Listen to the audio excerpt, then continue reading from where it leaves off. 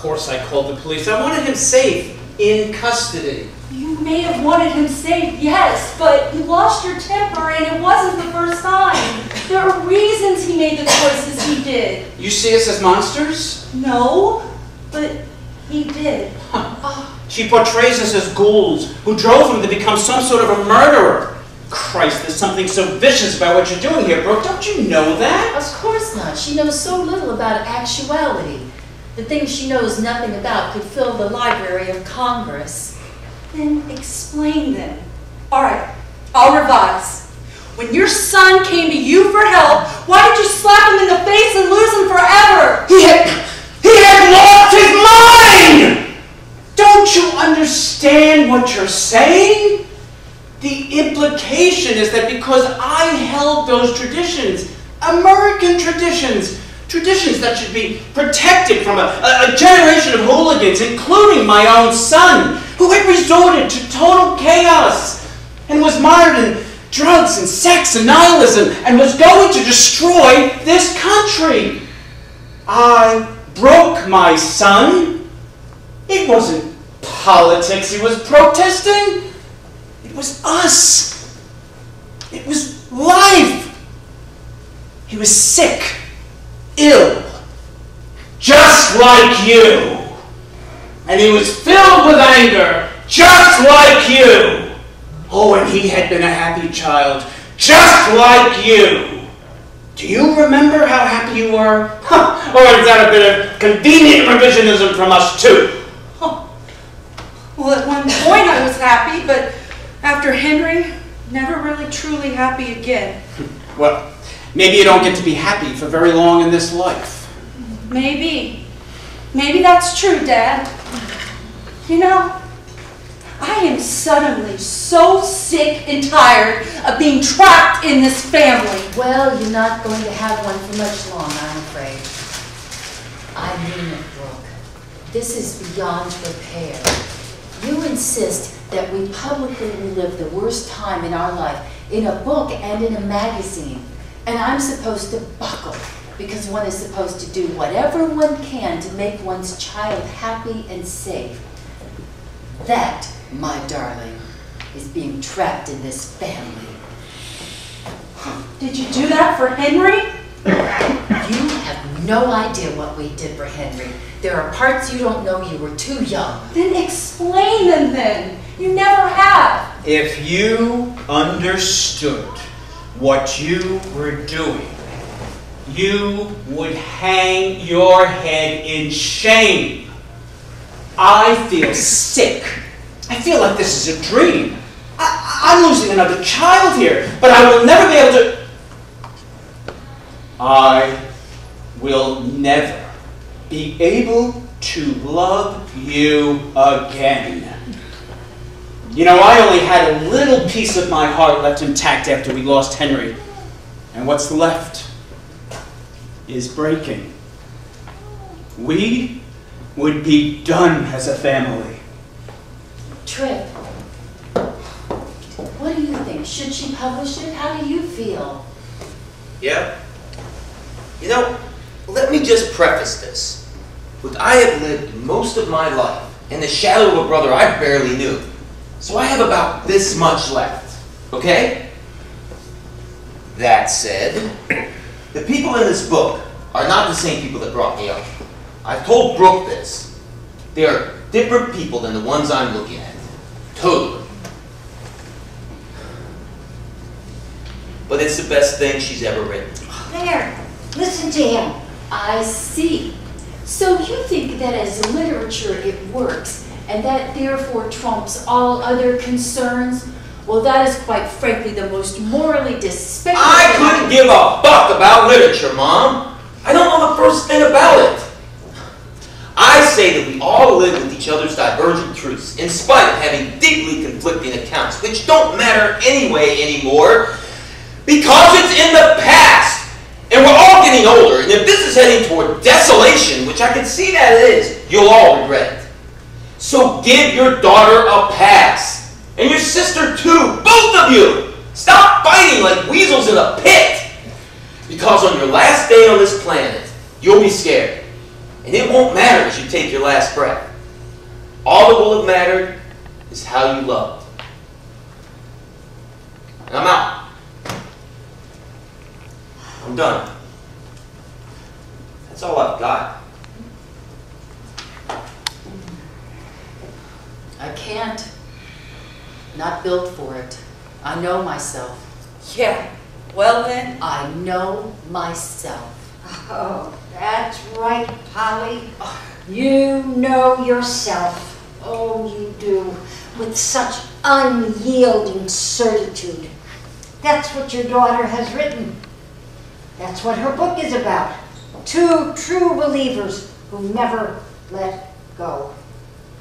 The zealots have taken over your party and are marinating it in intolerance.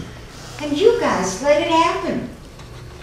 You're incapable of speaking out about it, even while finding fault with it in private. And you live in that complicity every day. A war where so many people are dying in a desert thousands of miles away. And because it was a war declared by a man whose father is someone with whom you occasionally dine, you keep silent. That's what true believers do. That is what your daughter has written.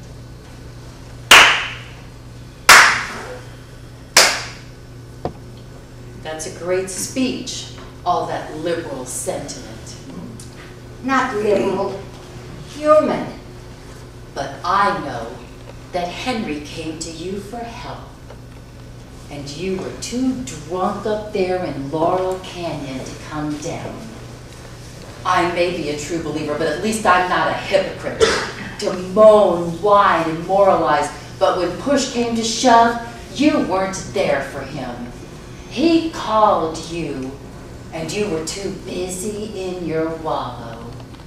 And that is the story of Silda Grauman, who spent her life in the cheap seats telling us what shits we were, and who couldn't do anything to help someone she loved more than anyone else. He came to you, Silda? It was a very bad Whoa, time. whoa, whoa. He came to you? We pored over those pages together. You told me what I had right. But what you had is right. You're in a fragile No, state. I'm fine. Yes, he called me, but don't let her sow doubts with her. With what? A fact? I wanted to tell you. I don't care if you throw me in with everyone else. I at least know that I failed. So, she didn't give you that little bit of information, did she, Brooke? So you don't know the whole story. Brooke, can't you please trust us? Wait, publish it in a few years, that's all. Just wait until we're gone. Which should be just a matter of hours the way things are going. Yeah. No, I'm not going to do that. You are asking me to shut down something that makes me possible. Your arguments for suppression mean that I would die.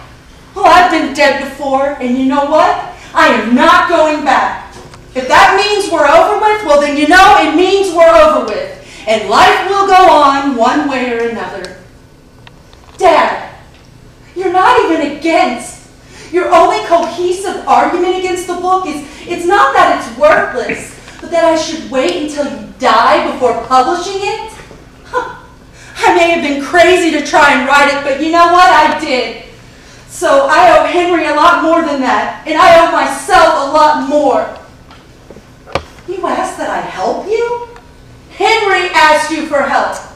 He made a terrible, brutal, awful decision, and you shunned him for it. And with that, you have to live with it. Relationships are hard-earned things. They have reason and they have logic to them. So no, I will not go backwards into my cave. Mother, when you criticize and find fault in every last choice I make, for some reason that's how you were made. And I know you tell yourself that because you're pushing me and you only want the best for me. It's almost impossible to see the love in that. All I see is a bully who has lost touch with gentleness or kindness. That is what I see. There are so many other ways of being. And yours? I just fail to understand it. I can't bear you. Oh, yeah. We have earned that relationship. That is the relationship we have earned. So no, I will not go back. I cannot. I cannot go back. Most people won't have to make a step-by-step decision to stay alive.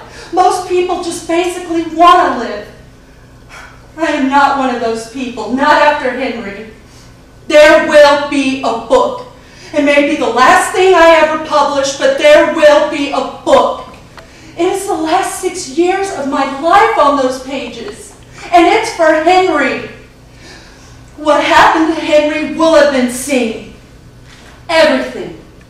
Everything is about being seen or not being seen, and eventually everything is seen.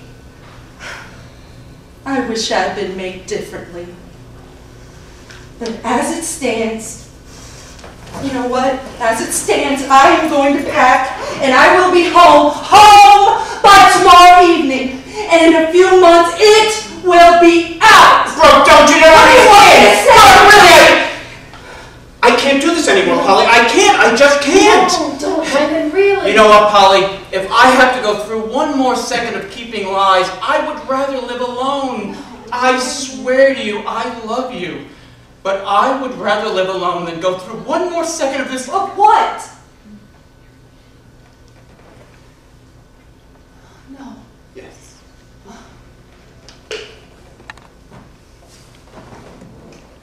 Brooke, Zilda, please sit down.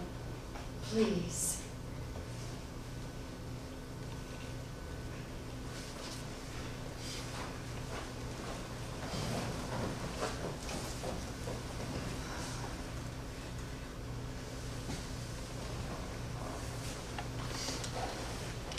I was taught by Nancy, who's like a sister to me, that to control everything, every bit of information, every pose, every gesture, that was the way to live.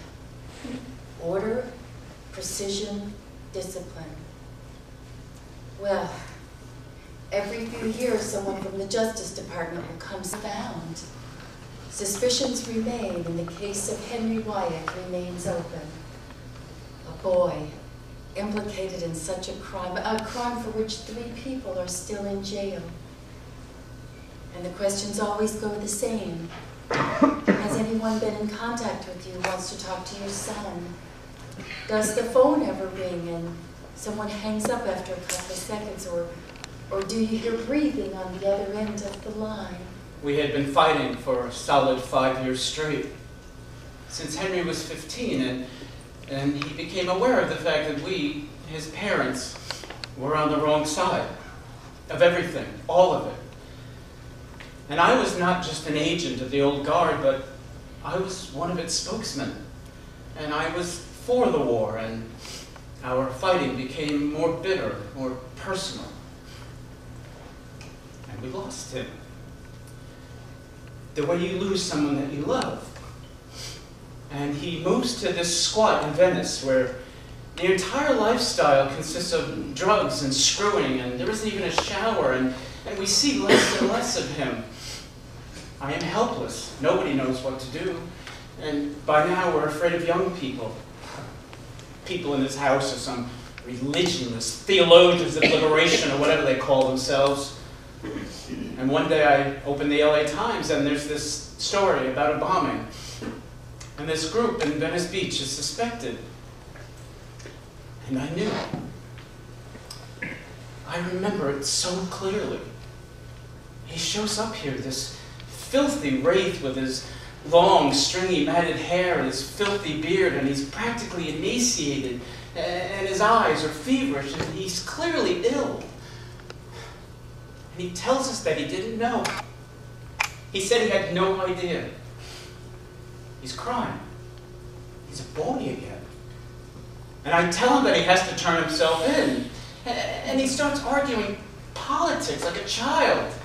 But a man is dead, I yell. And he says, so are millions of Vietnamese and Cambodians. And yes, I slapped him across the face because I couldn't get through to him. There's no coming back. He looks at me and he runs off, and I run after him, and he's gone.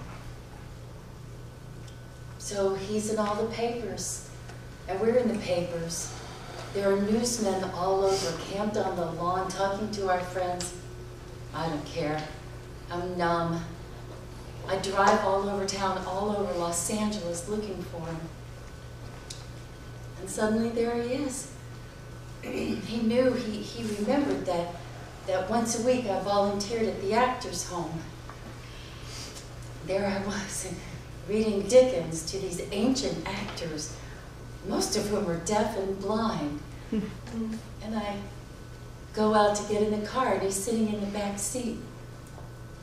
And his clothes smell of homelessness, and he's almost entirely unrecognizable. It's a straight drive up. You could do it in 3 days if you don't stop, stopping for coffee and donuts, and who's gonna stop a lady in a blue Eldorado in her clean-cut sun? Oh, he cleaned up so easily, cut his hair and shaved his beard, put him in jeans and a Brooks Brothers shirt, and he looked 15 again. At first we didn't talk. And then he started to speak a little, and most of it still entirely self-deluded. And finally he said, I have blood on my hands now. Everybody has blood on their hands now. And then silence, sleep. Straight drive, you could do it in 3 days, just cross over like day trippers before terrorism became the profession it is today. Oh, God. Oh, my God. And I take a plane up to Seattle so that I can say goodbye, which we do, all three of us, on a ferry, a night ferry. We sit in the car, we dictate this note, his suicide note, of crime, this apology. Drop his rags on the deck of the boat, place the note in his ragged shoes. It's one of the many ferries that he will take. And I hug him. The last time I will ever see him, of course, which we all know. I will never see him again. And I never have. And he tells us that he's so sorry. And I say, so am I. And I told him, I will always love you. But we can never tell anyone about this. And he said, but what about Brooke? He asked us, but what about her? And I told him that no child could ever be expected to live with such a secret. And that when the time was right, we would tell her. But there has to be a cost to what you were involved in. And maybe this is it. Of course, it never came. The time to tell you. I had no intention. I could have died then. I really didn't care. Your mother insisted that I live and that we thrive. So I get called to Bohemian Grove and I go. I host events and I have people here. And I always think, if these men knew who I really was, but I can never show a trace of it. Because I think, if I can pass as one of them, then they will never know what I did. But acting, it's easy for me, you know, it's easy. And I know he's alive. I know that. We do have that. The phone, it does ring. There is a click. He is silent. But he is there. He is there. The truth will out. The history, the secret history of the Wyeths. He's at risk at any time, anyhow. All your questions, all your unanswered and unanswerable questions will turn on a light in a locked and carefully guarded attic.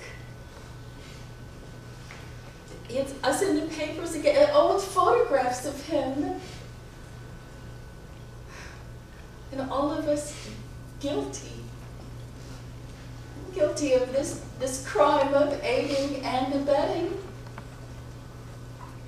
So now you have all the facts. Publish your book.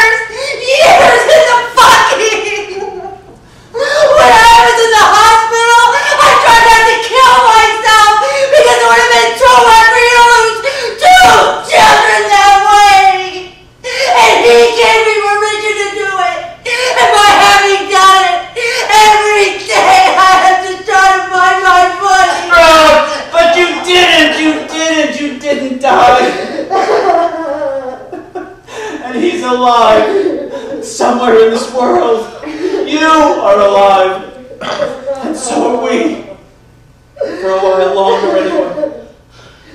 Brooke, it is done. It is done.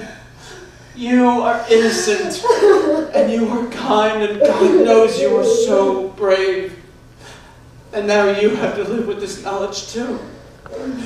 And maybe one day you'll get to see him. Probably after we're gone.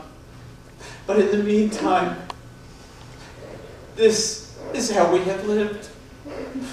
This is how we have managed to live in this world. This world.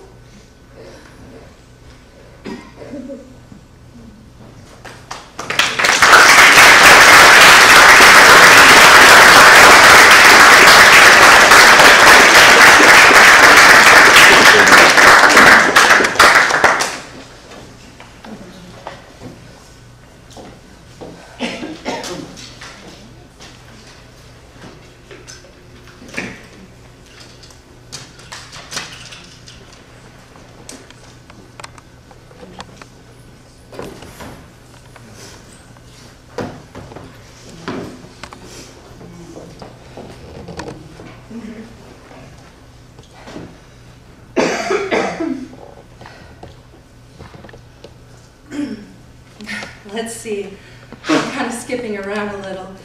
Add these sort of easy bite-sized sections. This is toward the end. God, look at you all. I love Seattle. You love books here. Must be the rain, isn't